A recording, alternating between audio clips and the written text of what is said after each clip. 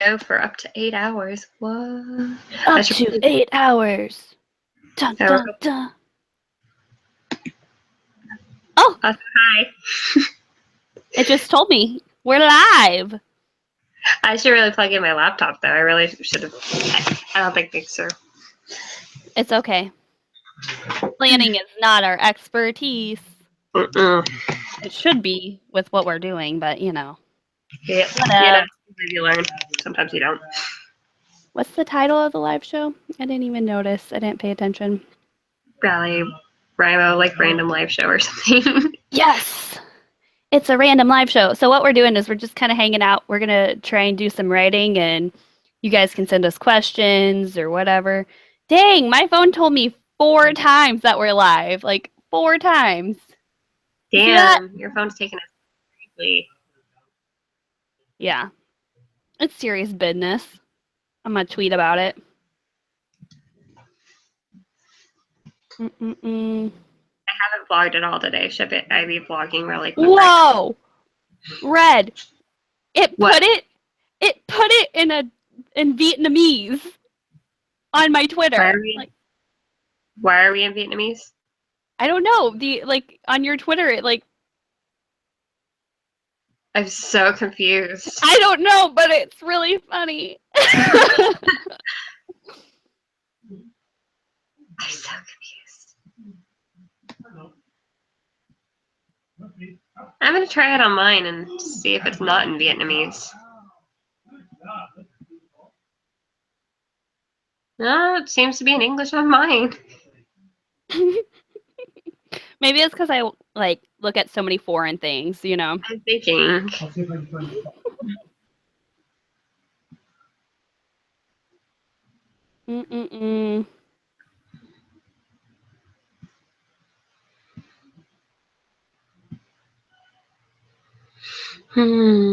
Okay. Let's see. I'm going to pull it up on YouTube so that way I can see if we have anybody talk to us, too.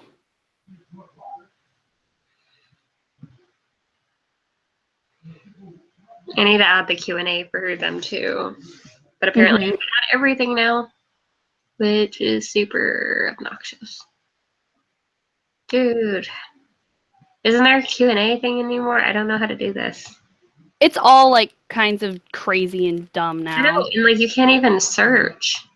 So all the new live show stuff is watching and knows how to open up the Q&A on here, because I don't know. Yeah, I don't know. I see everything else that I will never use ever, but not the one thing I want to use.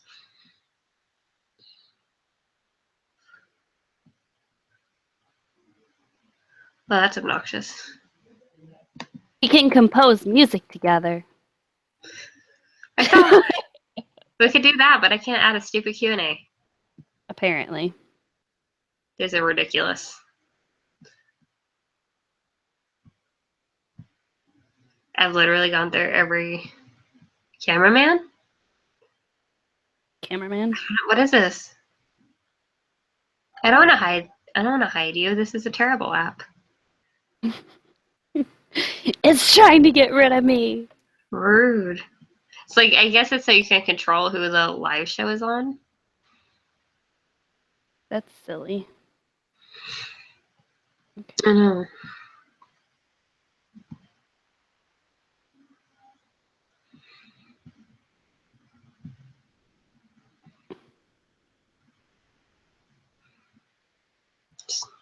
So what have you written about so far? Just basically the basic introduction of characters, and then just like I said, I was rewriting a lot of things from what I originally had, and going back, and it's been funny because there's been parts that I went to add in, but I realized then a couple sentences later I added it in, so I've been flipping things around a little bit and reevaluating what I have. So it's just mainly getting the characters introduced and kind of setting it up for the first major thing that happens. Let's see, where am I? Because I have my old document pulled up, and then I'm just pulling from that what I've already written. but adding and eliminating some dumb stuff. I'm like kind of glancing through some of it, and I realize there's so many like sassy pieces, and I'm like, I feel like they just, but they're the kind that like just don't make sense unless you're reading it. But it's like things that I even forgot about writing.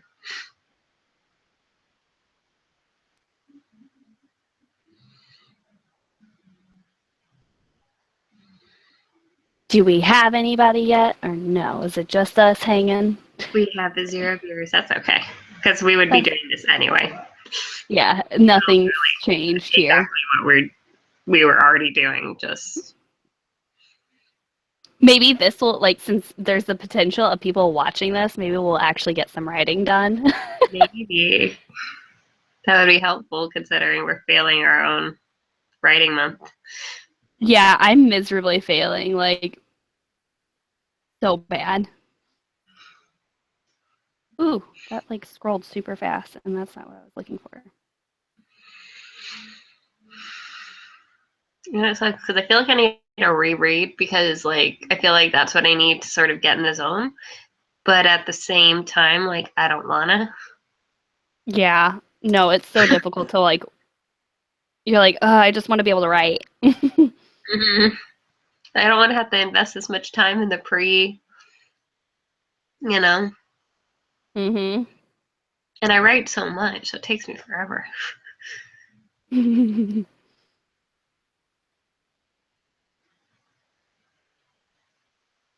Yeah, see, it showed up in like English on my computer though. On my phone, it was just in weird language. It looks so strange. How did you know it was Vietnamese? Because it said translate from Vietnamese. Oh, that's a good indication. Mm-hmm. Mm-hmm. But it could be wrong. It could just think it was like Vietnamese. But. Mm-mm-mm. Mm-mm-mm.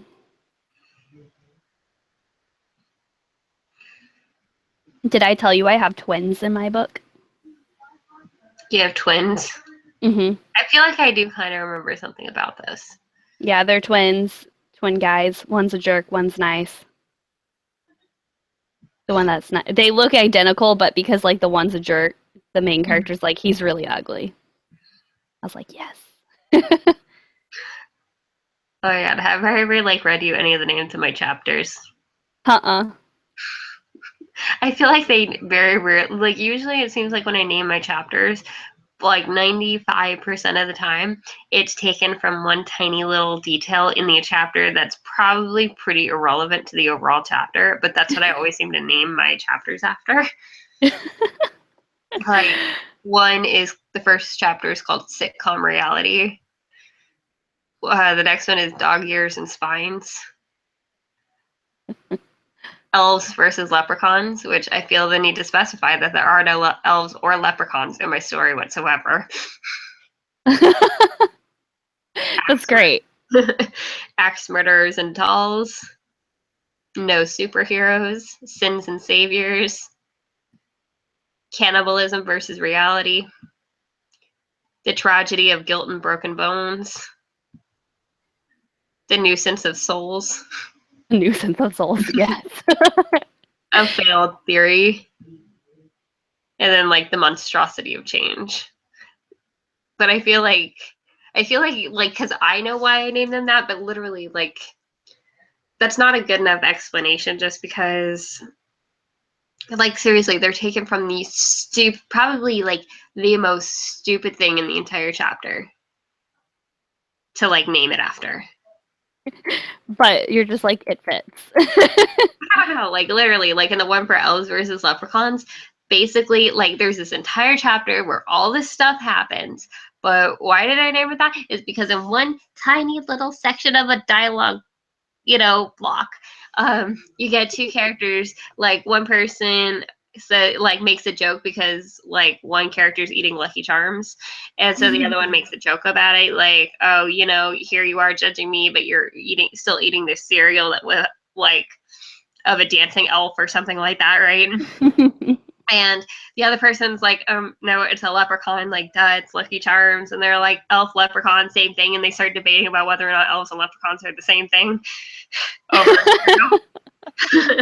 And that's literally, even though there's so many other things that happen in this chapter that are completely unrelated to that, that's like what I name a chapter after.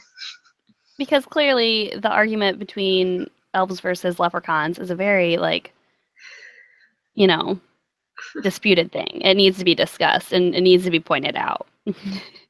And like dog ears and spines is named that because at some point in the chapter, not even like the entire chapter is based around this event, because it's not, but at some point during the chapter she goes into a bookstore naturally, so I named it Dog Ears and Spines. That's great. I don't have chapter names, I just do numbers. I might go back and add them. Chapter names for every, like, any, I don't do it for every story that I have either, but I do for this one. Yeah, I feel like most people don't do chapter names anymore, really. They've really, like, moved away from doing that. Like, I don't see it very often. The Wrath and the Dawn and the Rose and the Dagger, they both have, like, actual chapter names. And some of them are really good. And they're clever, too, because some of them are the stories that she tells, so. See, and I think, too, like, I don't know, I think part of what it is that with this story in particular, I've sort of had fun coming up with super ridiculous, like, chapter names at this point, that it just kind of became a thing for me to keep doing that. Mm-hmm.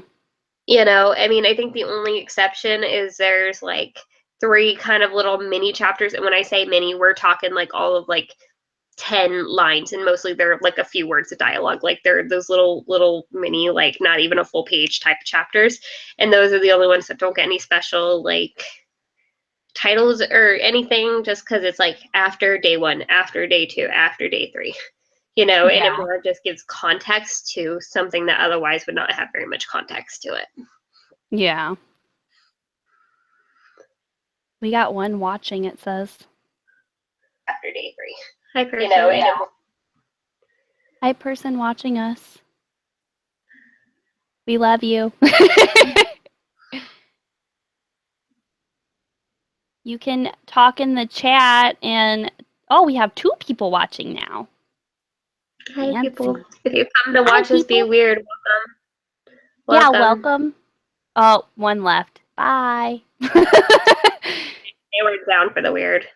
They're like, and oh God, they're gonna be weird. Just not really like accomplishing much in our lives. Yeah. One person, are you working on anything? You can comment in the chat. You can type and tell us if you're writing anything. It helps give us motivation.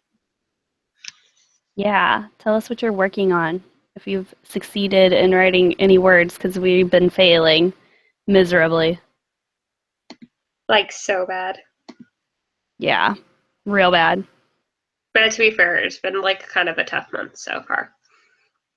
Well, yeah, up until now you've had finals, and I've been trying to get stuff back in order and like completely purging everything in my house, just getting rid of everything. So I've been trying to read like crazy for the YA BookTube Awards too. Oh yeah, that too. And then of course I have my K-drama addiction. You ever like go back and read things and then you, like it seems so relevant to not give everything context at the time, you know, because you wanted it somewhat ambiguous, but then now it's like almost too ambiguous because you don't really remember. Yeah. It's just like, why do I do these things to myself? Yeah, I've done that to myself too. I'm like, oh, where was I going with this? Yeah, like who is Douglas and why is he being kicked out of the room? Yeah. Well, I've done that with writing fan fictions or whatever. Whenever I write those, like I have like a little section of notes of things that I want to include, and I had this note for one of them, and I like went back and I told Chelsea too. Like Chelsea was on the phone with me. I was like, oh my God, I got to write this down. So I wrote it down real quick, and like it's in all caps and super excited. But I went back. I was like, I completely have no clue where I was going with this, like whatsoever. Like but it felt like cheating no clue, right? Yeah, and so like I like messaged her. I was like, "Well, where was I going with this? I know I told you." And she's like, "I don't know either." And I was like, "Dang it!" And I even had like that double like sense of verification that I had a friend to know it and everything. And nope, I was so mad. So that just didn't get included in the story. Still can't I remember found it. out. I just like looked at it and I realized I'm about 2,000 words short of being at 50,000 words. But the thing is, that means that my because I feel like this isn't even close to being done, so I feel like that just means it's gonna be like the longest book ever. Well, like 50,000 words really isn't all that long of a book in all reality, though. I hope not, because like I feel like mine is like maybe halfway. And So here, hold on. Let me Google average page number of a book. or word count. Yeah, that's what I meant.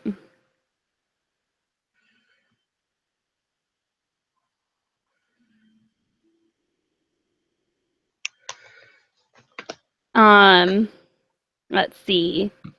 Like it's saying like a typical that's dumb. I want to look up YA because like it's like for a mystery book. I don't read mystery. I'm sorry. 80,000. Okay. Like 50 like I wonder how many like 50,000 50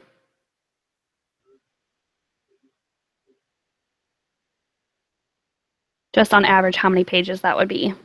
Around 200 pages. Okay, and I would 80,000 words about 200 pages. No, 50,000 is. Okay, I was gonna say, and 200 pages is a pretty short book, so Yeah. So, I mean, I wonder how many words Empire Storms is. Now I'm just Googling stuff instead of working on my book, like a good writer. I know.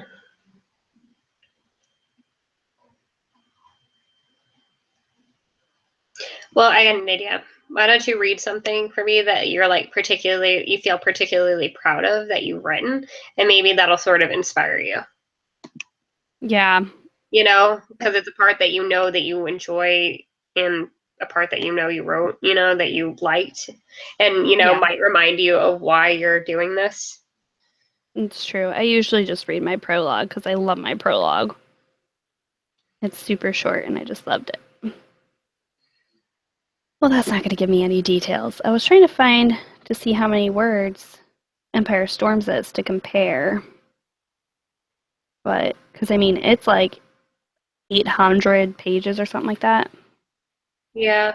But I've read too that when you're first starting out, though, you don't want to start with an 800-page book. Mm-mm. It's one thing to establish because nobody's going to take you on with an 800-page book because it's too expensive of an investment for somebody nobody knows, basically.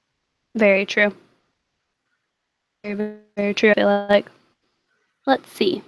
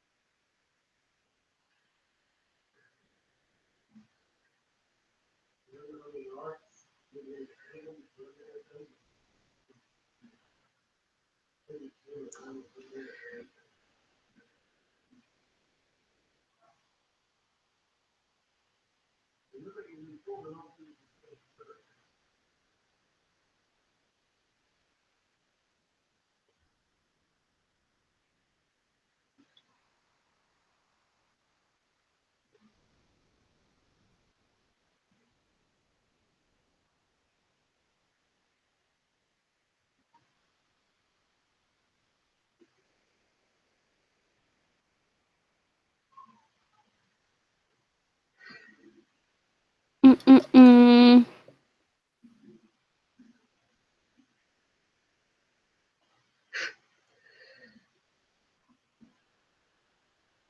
Do you ever like laugh at your own writing and then you feel like super conceited?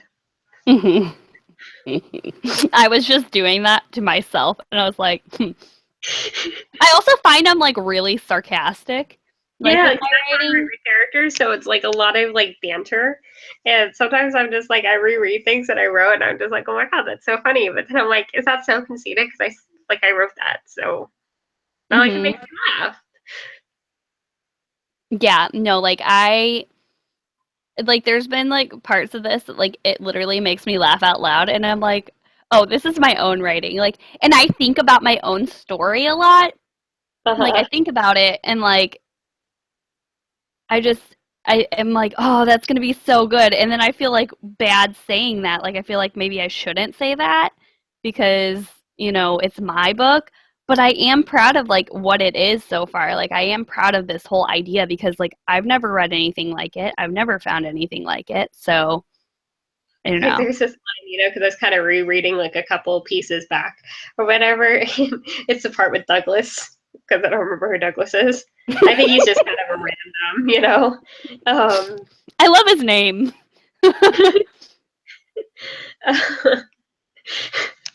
All right, so like for this little, it's super short, so and it doesn't really say a whole lot. And for all one viewer, I don't mind. um, okay, so this is basically like it's nothing but dialogue in this, so it just goes back and forth. Um, Scarlet, Scarlet, honey, look at me. It was one girl. What's the big deal? Shut the hell up, Douglas. Thank you, Kane. Please escort Douglas out of the room.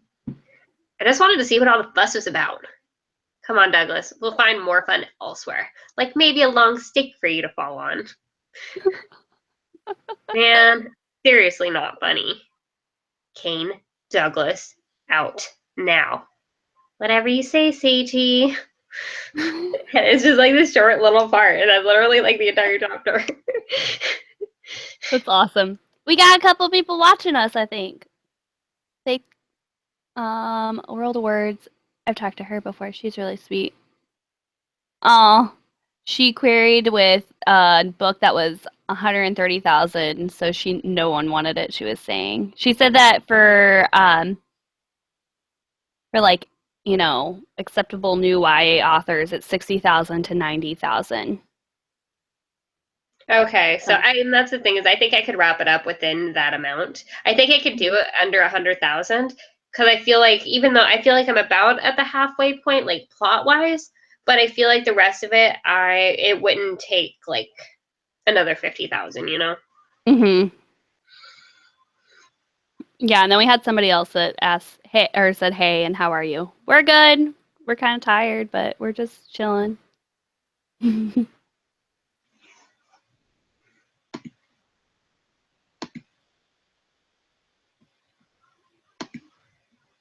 Are they like tweeting you? I feel like I'm No, like they're in the, like, if you go to the YouTube, like, there's like a chat or whatever, like, go to the YouTube video. I don't know high techy internet. Oh, I found it. It's literally right there. Mm-hmm, mm-hmm. I'm challenged about this stuff sometimes. It's funny because I'm really not because like I feel like there's some things I'm so good at, but then other things I'm just like, wow, you think I'd know nothing? Like I look like a total idiot right now.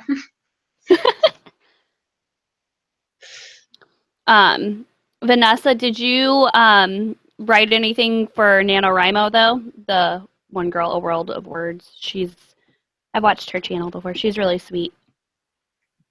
No, I like her. She's been active in like every bibliothon, so I feel like I have a soft spot for her. Aw. I get very attached to like all the participants because I'm just like we talk to each other and I watch your videos and you're so great.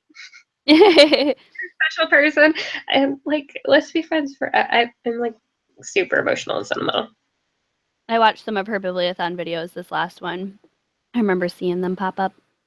They're always really good too. Mm-hmm. She's creative.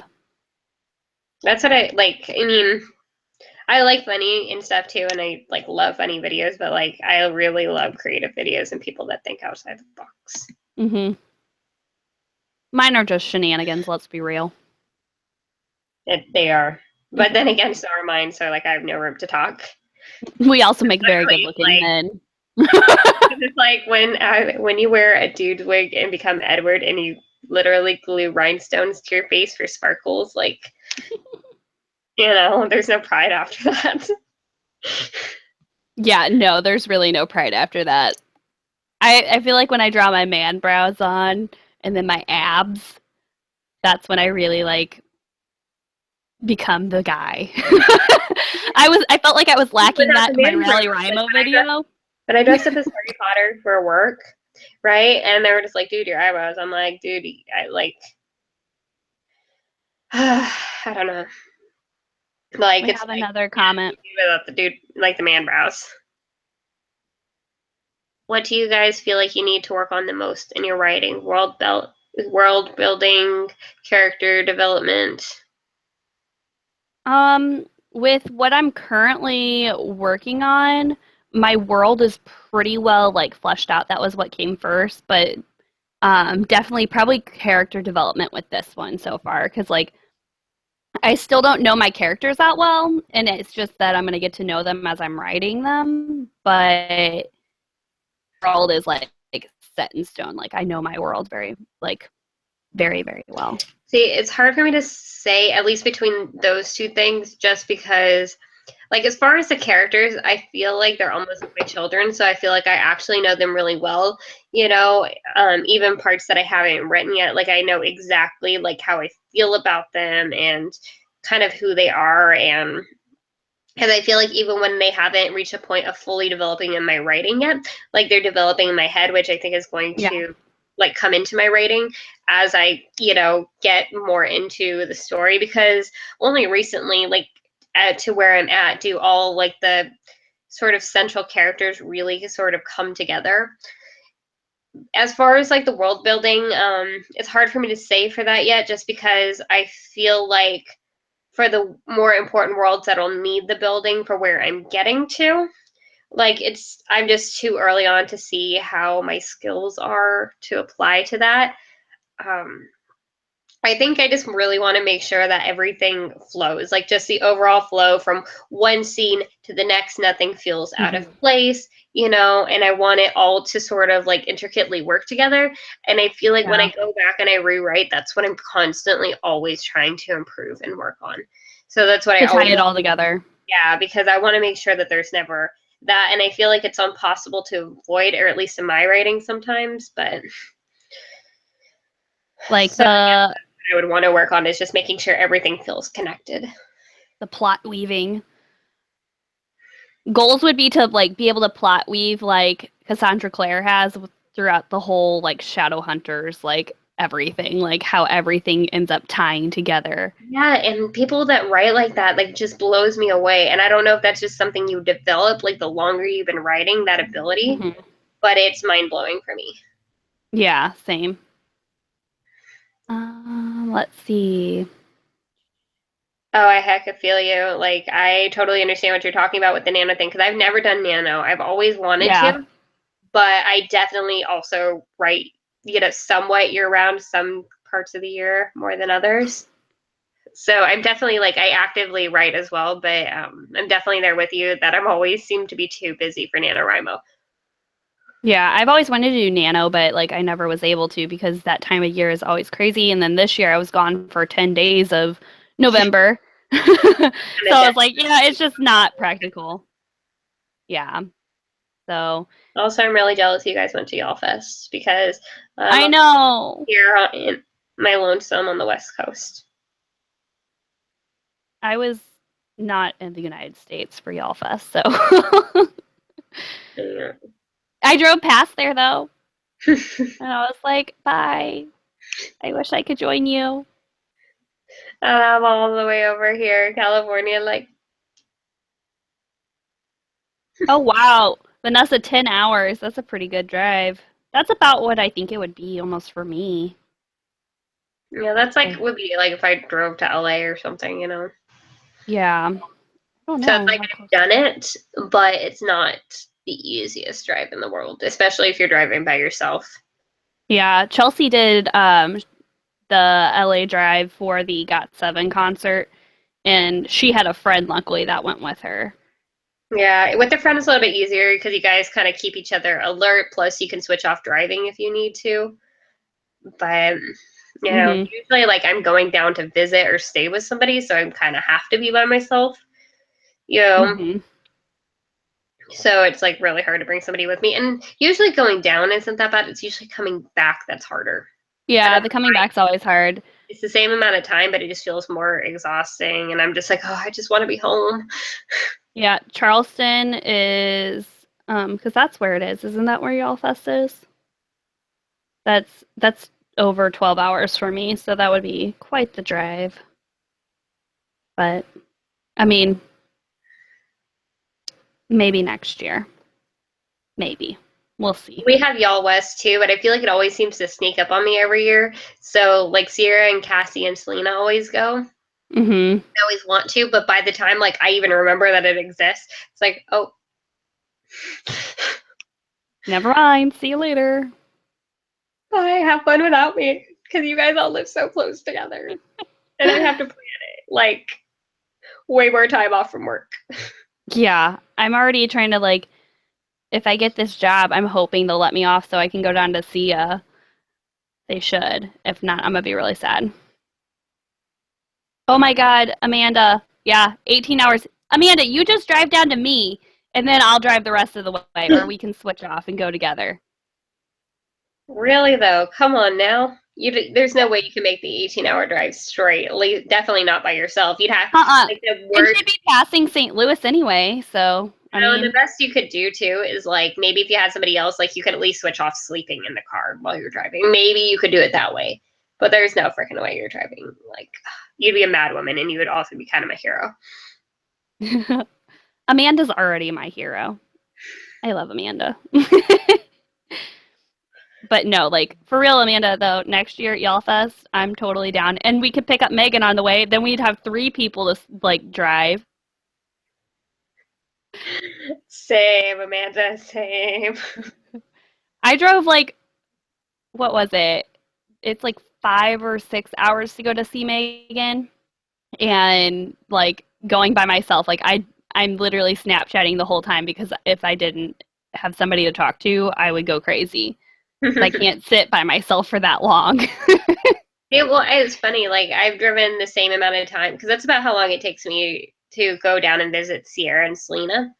But it's like not too bad. Like driving down there, I usually just put on an audiobook and that works for me.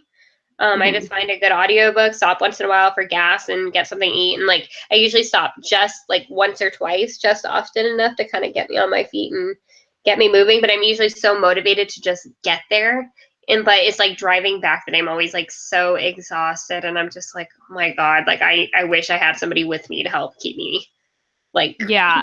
I don't know how Megan does it. Megan like powers through like her driving like on her way home. For one, she speeds a lot. For two, she like won't even stop like during that whole drive home. I'm like, you're a crazy woman. Like on my way home, like from whenever I stayed down there, I was just like, I stopped like 8 times because I was like, I just need to walk around. I can't stop that much, but like I always have to stop at least once because I need gas usually. So and yeah, like she just like cranks through it. And there are certain strips like along that drive too. Like I will usually stop in a place called Paso Robles, right? Because I always stop there on my way down because shortly after that, like there is nowhere to get gas if you need it. Like there is nowhere to pull off. It's just like nothing. I mean, there's cars and stuff, like, so it's not like it's totally dead and like there's nobody out there, but there's like nothing out there, you know? So until you really hop onto like the 101 and get like sort of down into, can't even think, like, I want to say like Shell Beach and Pismo. I can't remember the area off the top of my head, but when you start getting down there, that's when you start getting like the gas stations and civilization again. But there's such a long strip that you want to make sure that you're not without, because you're not gonna. The last thing you want to do is run out of gas in a place like that. Yeah, no. Brittany, the one girl that just commented, she's been like watching my channel for a really long time. She's super sweet. She's from Northern California. Ooh, where in Northern California are you from? Nobody's ever from Northern California except Chelsea. Except Chelsea, I was about to say.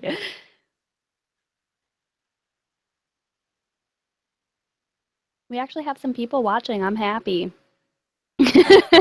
Brittany, where in Northern California are you from? This is important. This is important. I'm like, I need to like find people. Oh no, who else is Caitlin? Concord. Oh, okay. I'm in Sacramento. So I'm about like an hour and a half from San Francisco. But Caitlin from I can't remember her channel name right now. But she actually lives like 40-ish minutes from me, something like that. Like, there's like hardly anybody here, but like the Midwest is like a weird area. Like, there's some people, but we're all like really spread out. But I found a couple people in this area that are like booktubers, and those are my like people I meet up with at events. But Oh, I did because so who else lives? Okay, so I take that back. Like it seemed like forever that nobody lived in Northern California, but that's not true because I realized recently I've started to realize that there are several people that live in Northern California because there's Caitlin and she lives like again 40 minutes from me, and then there's Ray from Ray of Sunshine Books who actually lives in like 30-ish minutes from me. Then of course Chelsea. And then you get Brandon in San Jose, and you get Sophie, who lives in Santa Cruz, which Santa Cruz is approximately like 2 to 3 hours, depending on traffic, and San Jose is right around 2. But that's like the San Jose University is where I'm looking to go for my master's. It'd be online, but still. oh, okay, yeah, that's actually it's funny. That's one of these schools I applied to. Really? Yeah. That's awesome. Yeah, they're like one of the ones that I really like because their tuition's better than most. And The area is ridiculous. yeah, the tuition's better and they offer the specializations that I want. So I was like, "Hey, this looks like a cool school." So I'm probably going to end up applying there. They're Oh, I one of didn't my know top they. schools. Oh. Uh, But yeah, like with San Jose, it's the area because it's right in the Silicon Valley. So literally, it's so expensive. You're talking like $2,000 for a closet. Like it like literally the rent is one of that whole area is like one of the most expensive places to live in the country. It's insane. Like I could never afford to live down there. Like if you're living down there and you're living in poor conditions, you probably still have a lot of money. Like it always seems that way because it's insane. But San Jose State is a really good school though. It's a really good school. And San Jose is actually where I'm from. That's where I grew up. Yeah, you were telling me that. I've always wanted to go visit there. The only person I know in Maryland that I can think of is Molly from Magical Molly. Oh, I didn't know she was in Maryland. I'm pretty sure she's in Maryland. Like, might be wrong, but I want I've to say never been to Salisbury Maryland. or something. Like, I don't know if that's a thing, but I think I don't know. Yeah. Geography is not my forte. That's my husband in the room over there. Hey, Jake, tell me where this is. I took a whole physical geography class. You would have thought that that would make me better. All it did was tell me how, like, why the beaches are colder in the summer and warmer in the winter, and why the Oh Pacific coast is colder than the Atlantic. my- Know that.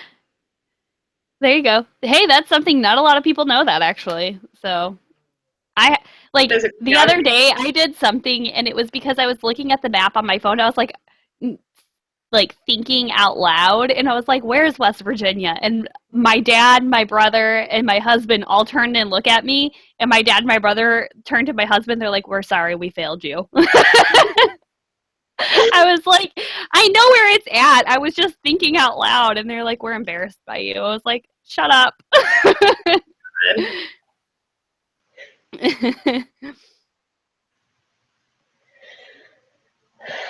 So we've literally done no writing. Go us. I've gotten 3 sentences wrote. How did you have time within like all this like chattering? Just kind of in between, like 2 words here and there. Ew, Well, I we don't were silent for like 2.5 seconds. try to change my font on me. Like, that's horrendous. You can't do that to a writer. You just can't. What do you write on? Most of the time I write on my computer. No, I mean like program.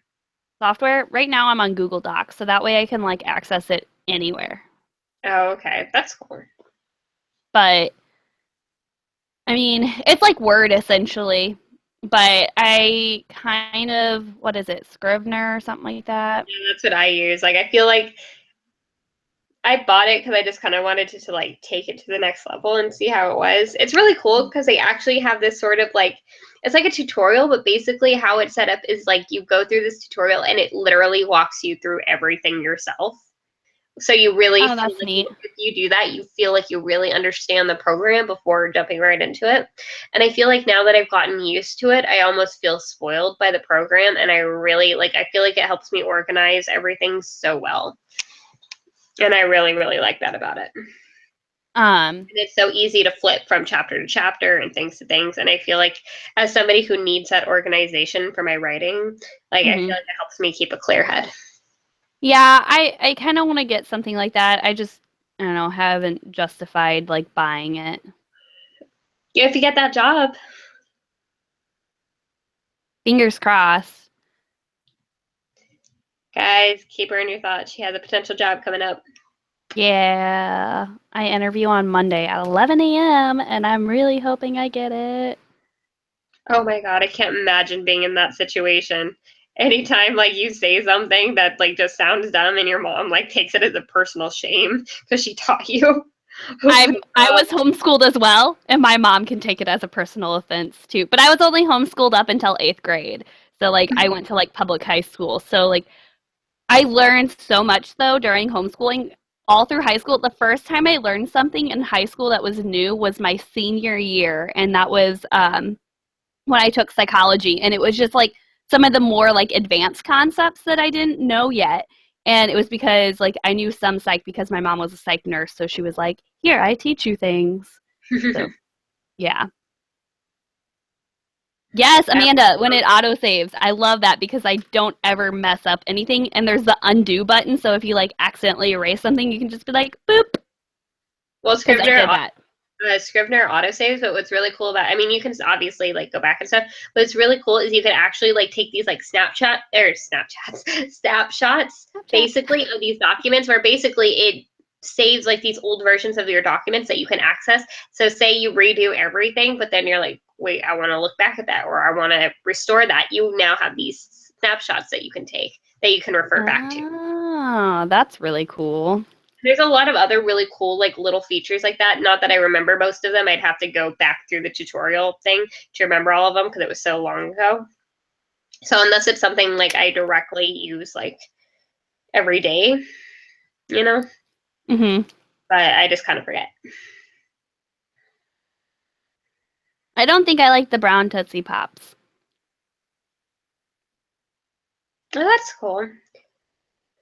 See, I feel like I'm so biased towards Scrivener now because like I don't know. I feel like I just got used to it, you know? Like once I got used to it and I was like, "Oh my God, what is this?" And it just like totally transformed how I go about my writing. So I feel definitely biased toward that, but I feel like if you don't want to spend like the money to do it, I know they have like certain discounts and stuff, like student discounts, I think too. Don't quote me on that, but I think otherwise it's like right around $40 without any discounts. So it's not like horrible one It's time. not And awful. if it's something you know you're going to use, I feel like the $40 is a really good investment. If it's something that you know for sure you're going to use, but I feel like maybe if maybe you don't have the money to spend, or if like you're kind of venturing into writing, you don't know if it's like for sure something you want to stick with, you Hmm. know, but you still want to be able to organize well. Like I feel like it's really important to like, I think it's really cool to know that you could do like very similar things on Word, you know? Yeah, that's good to know. Vanessa, would you send that video to us? Because that would be awesome. I'd love to see it. Thank you. Oh, Brandon sent me a Snapchat. What's Brandon doing? Like book addict Brandon? Yep. He says to say hi to you. But he's not Snapchatting me. Because I sent a Snapchat to him and I was like, live with this babe, and he's like, tell Red I say hi. Tell him to stop being a butthead and to Snapchat me. I'm going to tell him that. It's on live too, so like he can't he could go back and be like, he could see you say that. You know what? Brandon and I are tighter than that. We had a whole San Francisco adventure together, and it was amazing. So I can call him for not Snapchatting me. Amanda, can we talk about his glasses for a second, though? I'm going to tell him he just needs to watch this because we're talking about him. Oh my god, do we want to venture into... Oh my god, do you want me to talk about the story with his glasses? Because I could go on... I don't know, like, it was such a sad and, like, hilarious moment all at once. It was... Oh my god, I can't believe you know about that. Oh... That was so... I told him, I was like, we're talking about you now and your glasses. Oh my god. Brittany, I got your snap. She's like watching it and she like showed the screen and stuff. Aww. So Brandon, if you come on here, I just want you to know that I am looking at my Snapchat right now and I see nothing from you and I'm feeling a little hurt. He's like, oh my god, and he put laughing my ass off. I go, get on our live show, yo. Okay, so Brandon, I'm like only kind of sorry about this, but it was such, I mean, it was so funny, but it was so sad. And like, I have such conflicting feelings because he goes, tell Red to stop being a butthead and snap him. This just turned into like a me, you, and Brandon like hate session kind of. Hey, who added me on Snapchat? I don't know. He's not even home right now. You can watch on your phone. I know. It's like he'd never heard of technology. Hi, Skylar. Hi, Skylar. Welcome. Wow, we just had like a bunch of people join us. We're at 8. Thank you, people. Welcome to like the most random live show ever. The shade against Brandon, we love you. But in all reality, we're totally really love Brandon right now. But we say it out of love. Love you.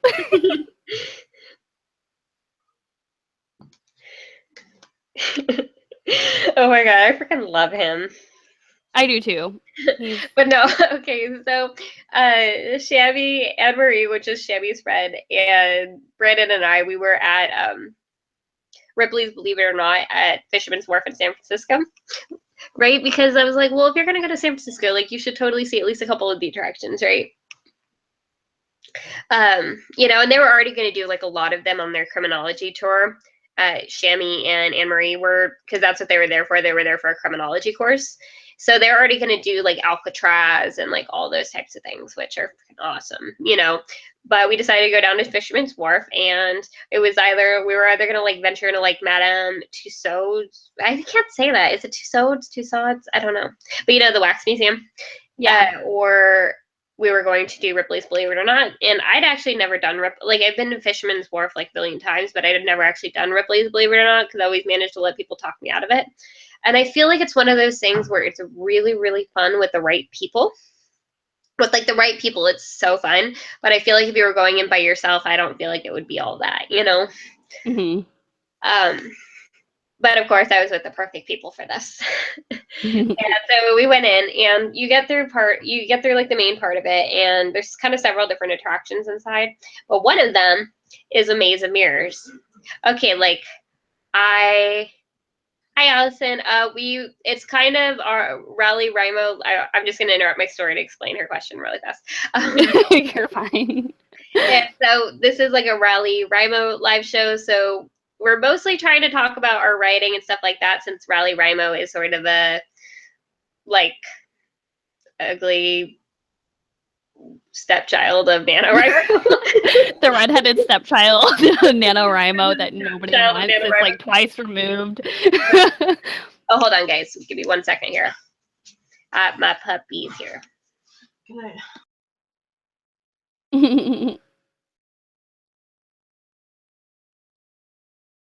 But like we're basically just talking about writing and then just other things. It's kind of a random, just for fun live show. This is what we would be doing anyway, so we decided just to make it live anyway.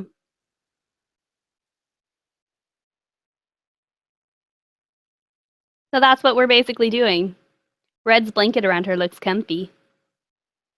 Oh my god, you want to talk about this thing right now? Okay, like this EP Elizabeth Page she joined us. Oh my Hi, god, lovely. my favorite people. You guys are so great. Do you guys even know how much I love you guys? Like, I feel like I talk about you guys like I feel like I am always saying that like I love you guys so much, but like I really do.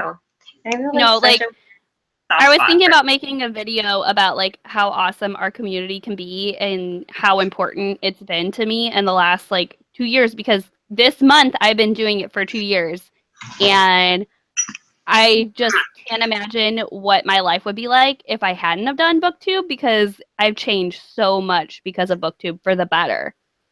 It's made me a better person. It's like kind of like helped me focus in on what I want to do with my life and everything. So BookTube's the best. Serious? Everybody's awesome. This is serious. He's my puppy. Serious. Hi, puppy. He's like, look how beautiful He's I like, am. I just want to go to sleep. Why are you doing this to me?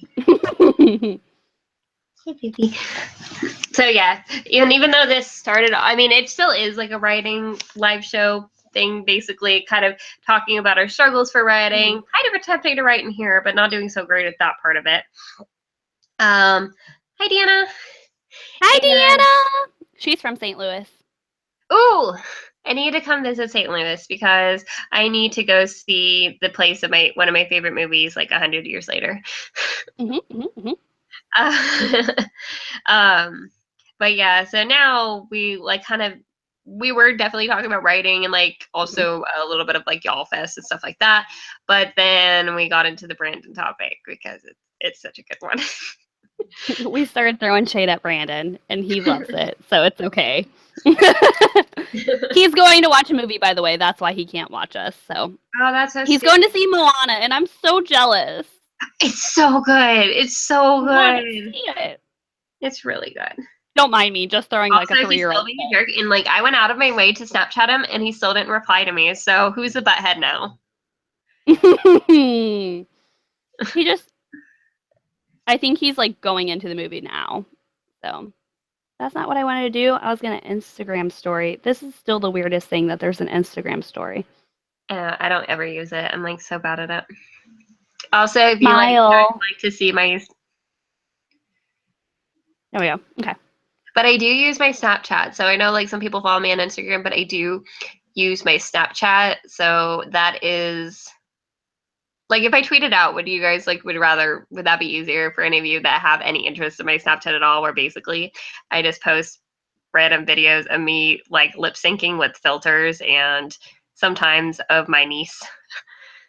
My Snapchat is all K-pop for the most part. And then like random stories about things.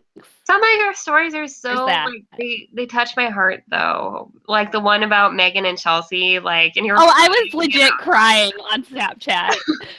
I was bawling though because like they're like filming my rehearsal and they're like, oh my god, this is gonna be so pretty. I can't wait. She's gonna look so gorgeous. I'm like I'm like crying.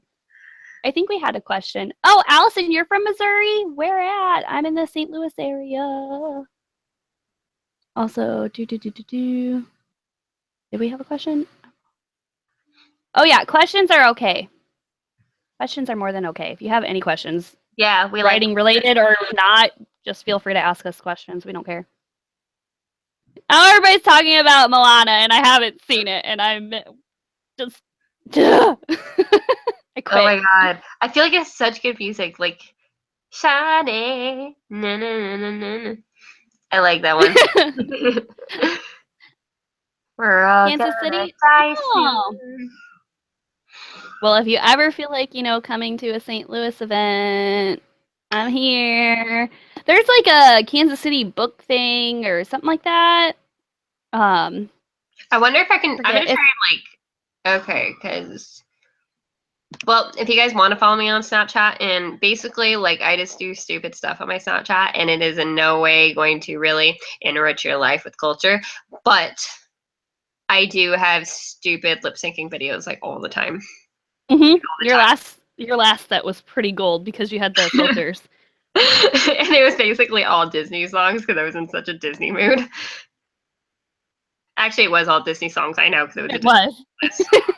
There was like literally no exception to that. Although it was like all covers of Disney songs by like famous people because I was using my Google Home and I was just like trying to get my Google Home to play like my Disney playlist, but I guess I didn't name my Disney playlist something creative enough, so it didn't recognize it. So it just goes like, all right, playing covers of like whatever. I don't know. If you guys want mine, I will type it in the. Does that work? Okay. So that's on what I have on my screen now is my Snapchat name if you guys or my handle. I put mine in the chat because my freaking toolbar thingy isn't working. No. What's yours? I'm just gonna put yours in mine. Allie Jo Shaver. ALYJOSHAVER. My maiden name. That's weird to say. It makes me sound old. We have a question. Do you ever have problems looking at your own writing and seeing something from other books, even if it's like the smallest detail? Not once in a while, but not too badly. I feel like I don't make. I mean, there was.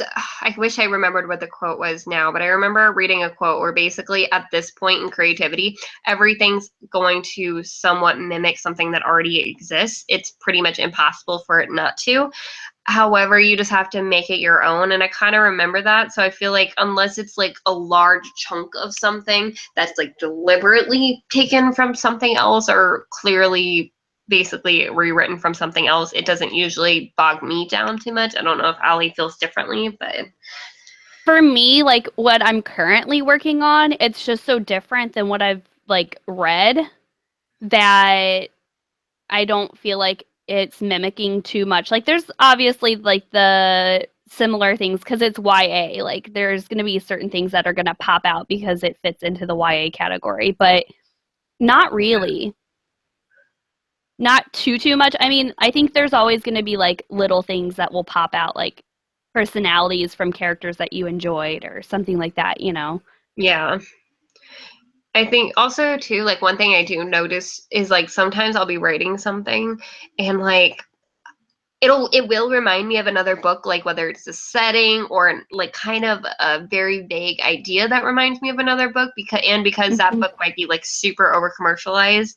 I know that might be like a common association, but I almost struggle like with the idea of other people's perceptions. I'm like, oh my god, like they're gonna think it's like this book, but I know it's not. Like I know exactly where my story's going and how much actually different from this. But I realized I'm like, when they start reading this, they're gonna like think it's like the other book, but I know where my story's going, so I know that it goes in a completely different way, like completely like no similarities at all. It just starts off kind of similar, like not super similar, but enough that somebody might make that connection.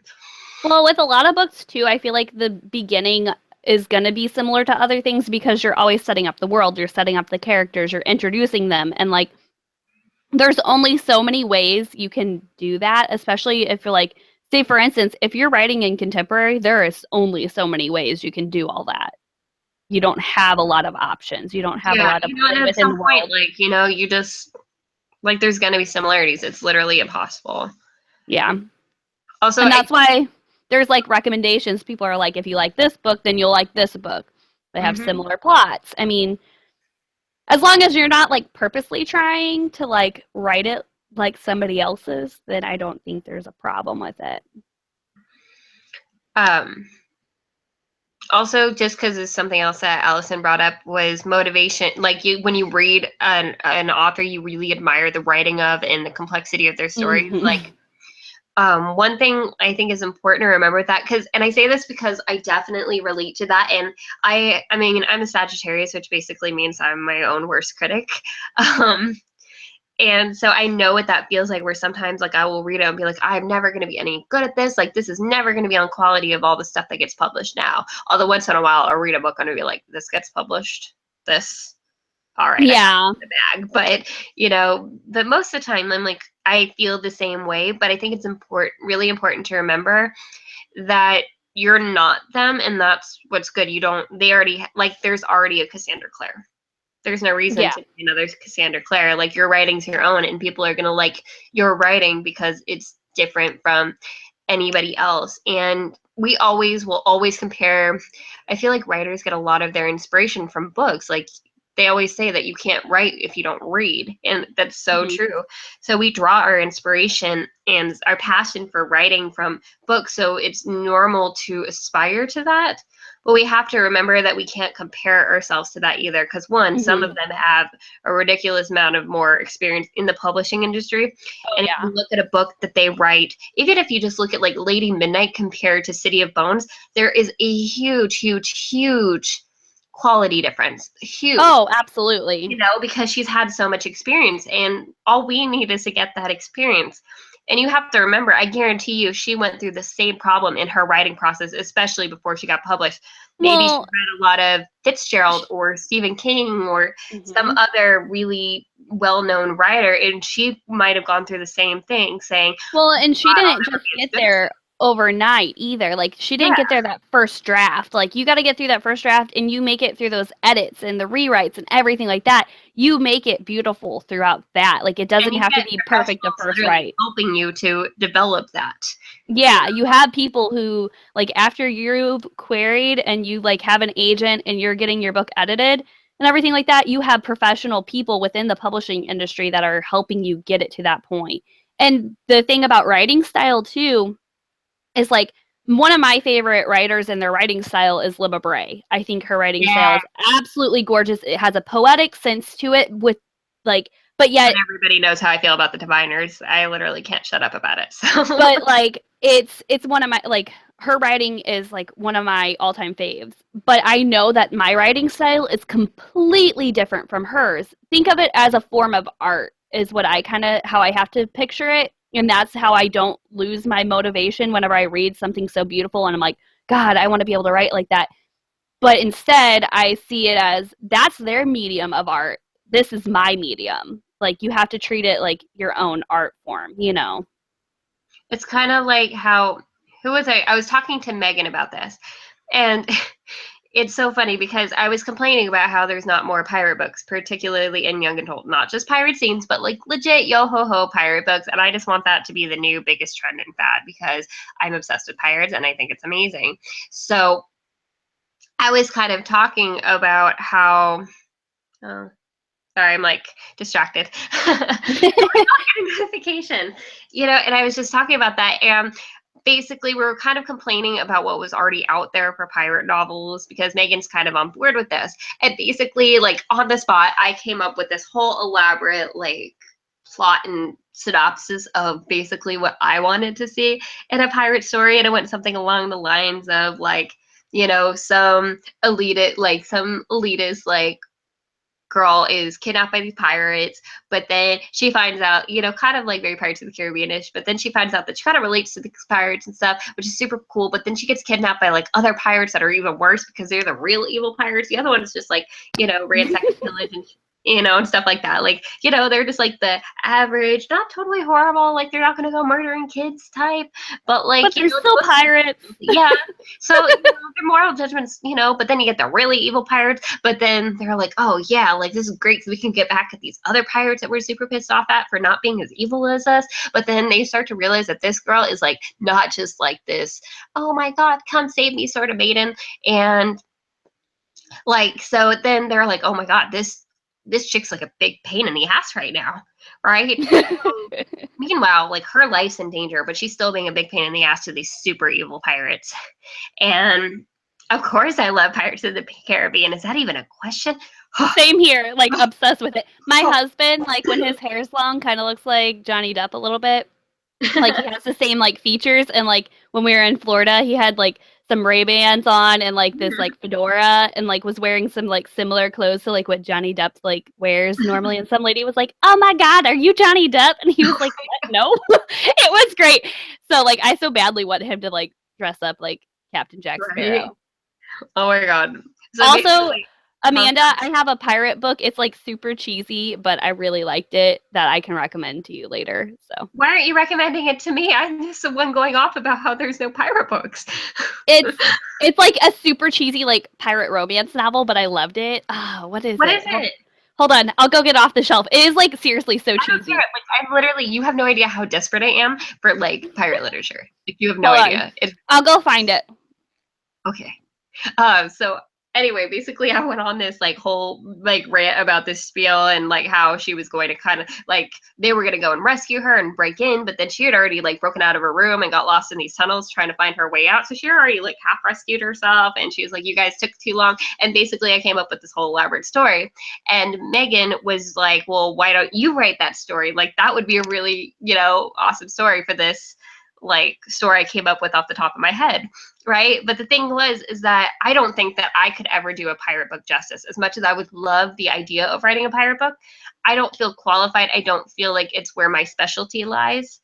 But I want somebody else. And if somebody were to write that book, I might love that book. I might love their writing. That book might You might be able to like every sell part that of to a my soul. publisher, like the idea of the book. You might be able to sell that. Okay, so the book I'm talking about, it's so cheesy, like a cheesy I've seen romance. that. I think I To Catch a added that to Pirate. like my Goodreads list, actually. And it was like actually pretty good. Like I read it super fast. It's like not long at all. It's 230 pages, but it was super cute and I liked it. And there's See, like like I don't even care. a Like I want pirate to be named a like pirate. James Sterling, and he's like, yeah. It's very like, I don't know. It's just like romancy. It's YA, so I mean, I'm sorry, I'm like I like laughing it. at Amanda's picture on Twitter. It's I know, isn't it so so good? I was trying so not to cute. giggle at it earlier. It's so cute. I can't deal with it. I'm sorry, that just like made my whole life. But yeah, so that book, To Catch a Pirate, I really loved it. It's by, hold on, Jade Parker. So this is the cover. I read it forever ago and I picked it up. It's like super big, like font too. Like, so it's like a stupid fast read. I'm gonna have to like add that to my wish list because I am looking for more pirate books. There's still that book that I really want that's been on my wish list for forever. It's what is it? Black Hearts, I think is what it's called. And I haven't read it yet, but I know it's about a pirate. It's like about a female pirate or something. And Also, haven't read I think Brittany was saying she read Vengeance Road. It's a YA Western. I've been wanting to read that. I'm very Oh, I interested. think I've seen that. I remember. It's It's got funny. the Like, really dope ass cover. yeah, it's got like the Longhorn skull on it. Brittany put this on her TBR. It's You know, super I should put cheesy. that into my I don't really remember like at all. I might reread it because, I mean, yeah. I'm literally adding it to my Amazon wish list as we speak. I'm gonna get it for you for Christmas. Oh my god. I don't know if it's isn't it on Amazon though? Like it doesn't look all Prime-ish on here. Hold on. Oh, okay. Well, that's dumb. I guess I'm not adding it to my wish list because apparently we don't know how to get a hold of it because you can't get it on Amazon like through Prime or anything, and you can't buy like. Oh, Yeah, that's weird. It's old. It's from 2007. If that's so old. so old. That's super rude. Like I'm very disappointed in you, Amazon. Like just one more wrench in my love for piracy, and it's like I'm bitter. I'm very bitter.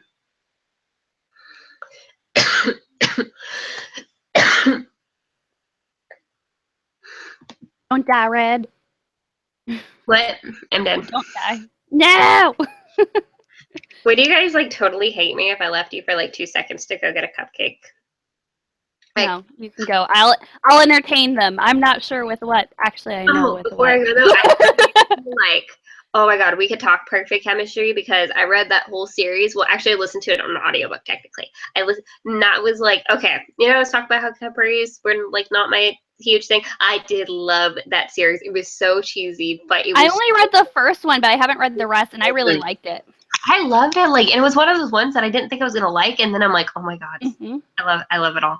I love I mean, the first one I think is my favorite because I'm very attached to the original couple, but I really love the companion novels too.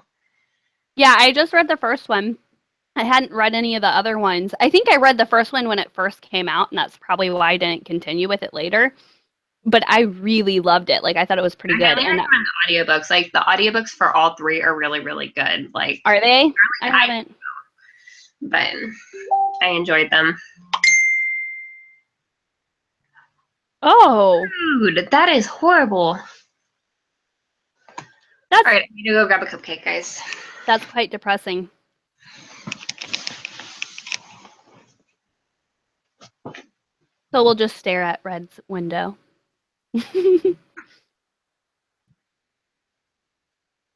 Thank you guys so much for watching and everything and talking with us. It's been a lot of fun so far.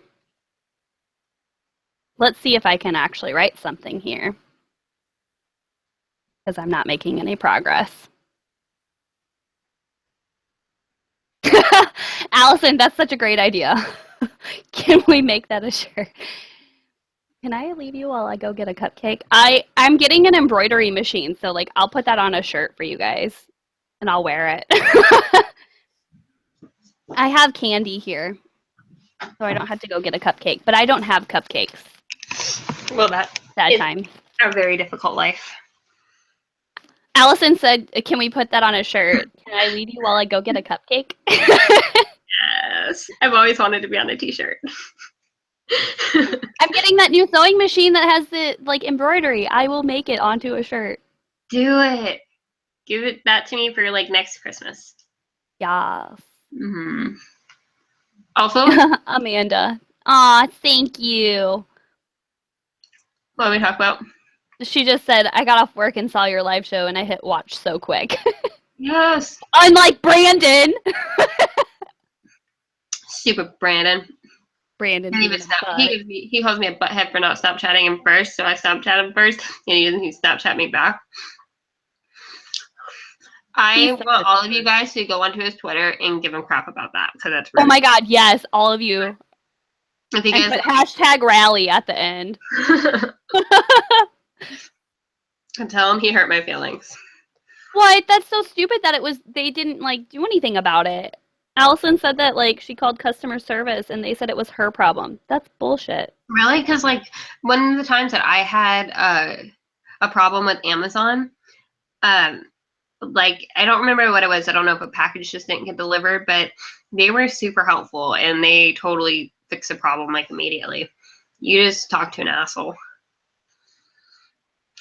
Yeah, I've never had issues with their customer support. In fact, like they've been really good about several things. Like, what was it? There was a couple things that like I had problems with. I think it was like, oh, I bought an ebook for school and the ebook wouldn't work. Like it was faulty, like the file. Mm-hmm. And they had money back in my account by the next day, like reimbursed me. And they were like, we'll give you a discount code for the like actual physical book since we like this has put you out and like you're behind now because of us. And they were like really nice about that. Her experience with Amazon is usually my experience with the book outlet, which is that's what I was just thinking. Because I stopped shopping with the book outlet because I started getting horrendous. Like, it's one thing if I order from a scratch intent section or something, but I didn't. And if I don't, like, I understand that it's a book outlet, but I expect my books not to be in the most horrible shape in the world, and so, and then both times that I had issues, like, I feel like I was just treated with the most horrible customer service, and I haven't shopped there since, so. I've never really had problems with them, but Deanna, they don't give you what she wants. She calls and gets a nicer person. So you can literally just have them call you back, and there's no way it's going to be the same person. Mm-hmm. Or if it is, and they're really going out of their way to make your life hell. And that's just rude. Mm-hmm. Also, this cupcake is awesome, and you want to know why? Like, other than the fact that it's just a cupcake and it's already awesome, Hmm. because like it actually has icing in the middle of it. Mm. And I was gonna say you should have taken the bottom off and like put it on the top so you could have made a cupcake sandwich, and then I you don't don't know. get icing anywhere. I have to like tear the bottom off and eat the bottom first. Like I have to, because usually the cake part is my favorite part. But I will say, because usually like I'm not like huge on cupcakes. Most of the time, I find the frosting way too sweet, and it makes my mouth feel funny. But like this is like perfect because it's not like overly sweet, so it's really great. Mm. Yeah, Amanda, I really haven't had any problems either, and like when I have, it's usually like super easy. Aw, you're gonna be gone that long, Brittany? That's that's quite a while. Where are you going for your mission trip?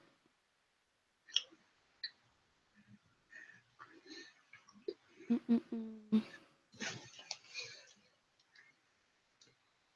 I'm okay.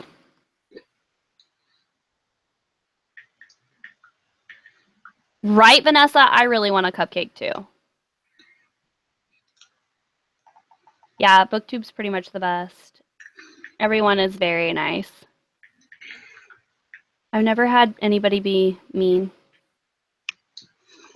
I've had everybody be mean. It's been a terrible experience from start to finish. Even you guys, you're horrible to me. I don't know. I can't go on.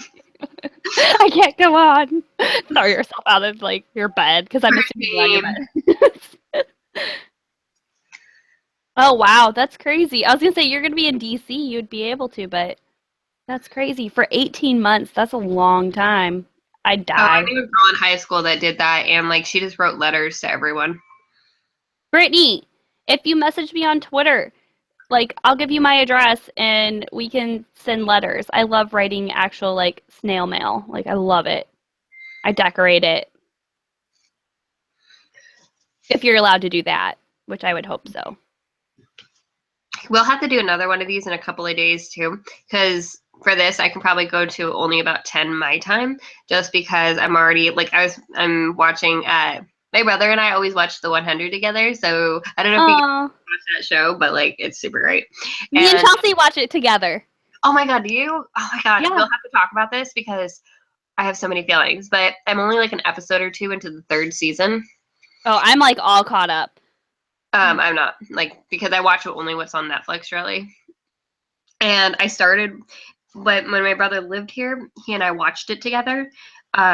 So like, and that was half the fun of watching it is because like we both had like so many opinions, you know, and that made it really fun. But now he lives in Washington, so now we still watch it together. We just watch it like virtually together on Rabbit. So Oh, I love Rabbit. yeah, so we watch it that way now, but it's a little harder to get our schedules to align because he works a little bit later and I work super early in the morning.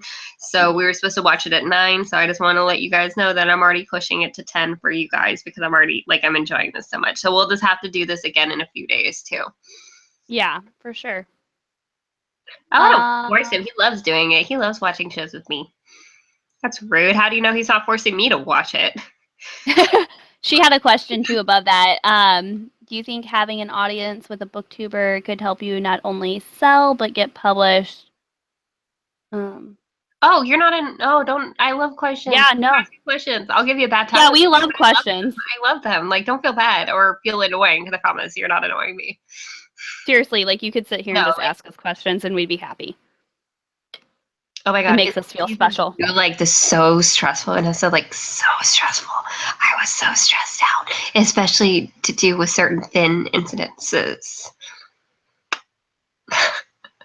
I can't deal with it. It's almost how I felt at the end of A Court of Mist and Fury. Super stressed. Yeah.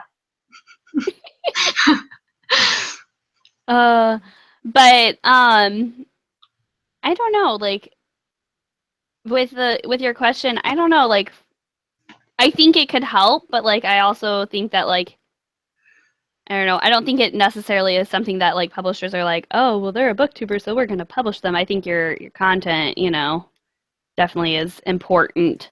But I mean, Sasha, she with Zenith, like Sasha is like she has tons and tons of subscribers. So like that definitely I think helps. But like from what I've heard from multiple people who have read it, said it's really good, and that's actually getting published. So I mean, I don't know. Yes, no, it does help you because you have more people to share it with, I guess. Like in the case of like RJ, the his channel's The Secret Stacks. He did the Kindle Scout thing where people vote for his book to get published on Amazon, and like Amazon does some like promotion then for it, and his book actually got voted up enough that it's getting published and should be coming out relatively soon. I got like an early copy of it through like since I voted for it. But like, I mean, I think the fact that he had like friends and stuff through BookTube, I think all of them helped definitely like that situation. But I don't know. I mean, yes, no.